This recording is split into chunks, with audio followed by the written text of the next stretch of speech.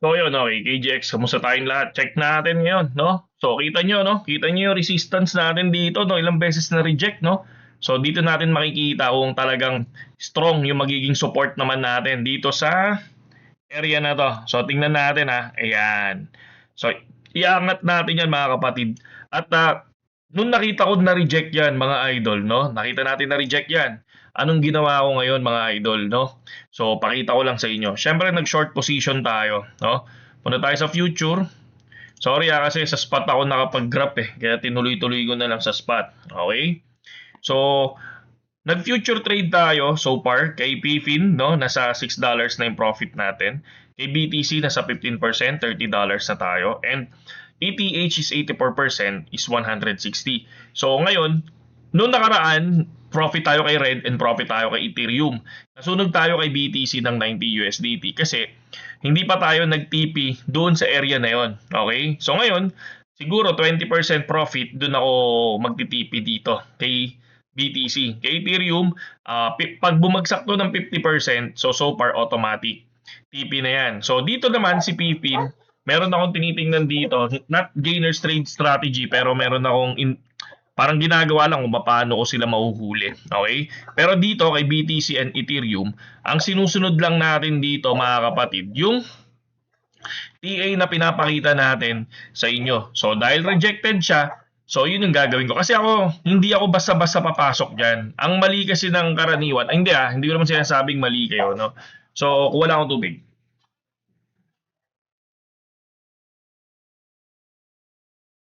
Okay. Hindi ko naman sinasabing mali kayo, no? Pero, eto rin yung karaniwan na mali ko.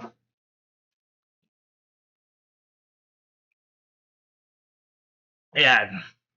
Minom lang ako ng tubig, sorry ah.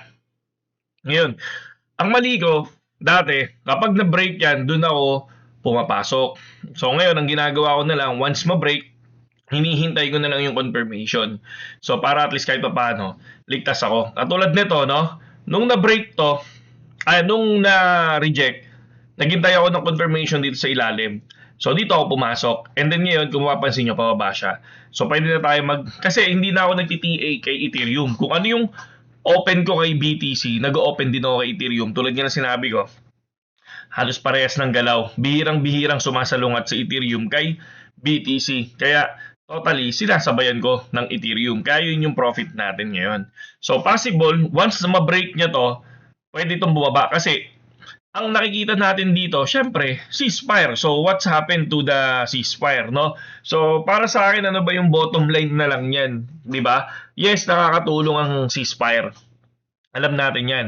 Pero hindi pa ito yung permanent solution. Depende pa rin yan sa susunod na negotiations. Di ba? Kung magiging tunay ba yung pinaka sinasabi nilang yung kapayapaan, okay? So parang ganun siya. So kaya wala yan. Aangat ang Bitcoin pero makikita nyo bakit bumababa ulit ngayon, 'di ba? So syempre unang salita ni President Donald Trump, lilipad yan. Pero biglang makikita nyo nagkakaroon ng recovery. Okay? So next, ipakita natin yung kay BTC ETF. Kung titingnan natin, bumili si BlackRock pero sila Fidelity and Grayscale nagbenta kaya negative 124 million ang ating outflow. Okay? For the Ethereum naman, negative 18 million ang outflow. So BTC, check natin yung 55. So 56 to kahapon, ay nung nakaraan ngayon 55. Monitor ko to lagi. Okay? Tapos meron ako nakita dito. Check ko lang ito. Nakita ko to kaya sinend ko lang Ito, may launch pool ngayon May launch pool ngayon si Bitget. Ito yung Night. Okay? So, lock BGB and Night to share 12,000, no? Coin Night, no? Ito yung pamimigay. Ang gagawin mo lang dyan, mga kapatid, ilalak mo lang sila hanggang sa matapos yung event. Kaya, ito, katulad nito, token name, midnight. Yan, total supply, 24 billion. Okay? Launch pool allocation, sorry. Tama. Launch pool allocation 12 million night, yan. About the project, ito yung about the project niyan. Tapos ito maximum locking limit for VIP 3, VIP 7, pero kung VIP 0 ka lang naman, ito pwedeng 5,000 BGB. Or kung may BGB ka naman dito sa BitGet, okay lang yan. At ang maganda kasi sa BGB, kapag may holdings ka, masasali mo sa lahat. Ayan, sa mga ganitong launch pool na kung saan kumikita ka pa din. Ano yung kinikita mo dito? Ito, nagkakaroon ka ng allocation nito. Tong 12 million night na yan. So, depende sa ilalak mo, syempre.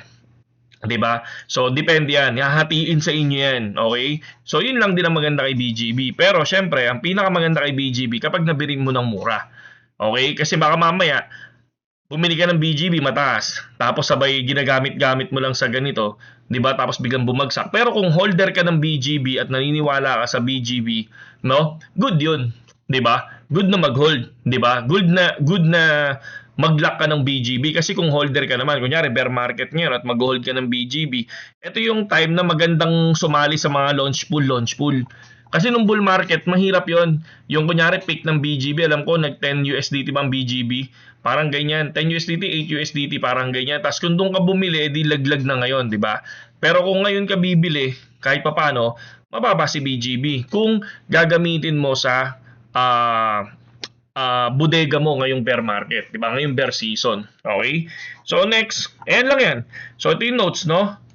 Airdrop siya, distributed once matapos yung event. So, yan no. Sabi dito, BitGet will take hourly snapshot of each participant's lock, volume, and distribute airdrop accordingly. So, yan naman ang maganda sa kanila. Talaga namang may airdrop sila. So, ito yung locking period, no? So, saan ba yun? Nasa harapan niya tayo. 25. Ito, locking period, April 9. Ayan, no? April 9 ngayon, di ba? Hanggang April 16 lang. So, click mo lang yan, lock now. Tapos, pwede na yun. Sayang kasi ito kahit barya-barya lang ang makuha mo dito. Kasi, kesa naman nakatenga yung BGB mo, i-lock mo na, di ba? Kumbaga, kung may BGB ka naman at hindi mo naman gagamitin, pwede mo naman i-lock hanggang April 16, di ba? So, para at least makakuha ka ng kahit barya. Hindi naman kasi malaki ito eh.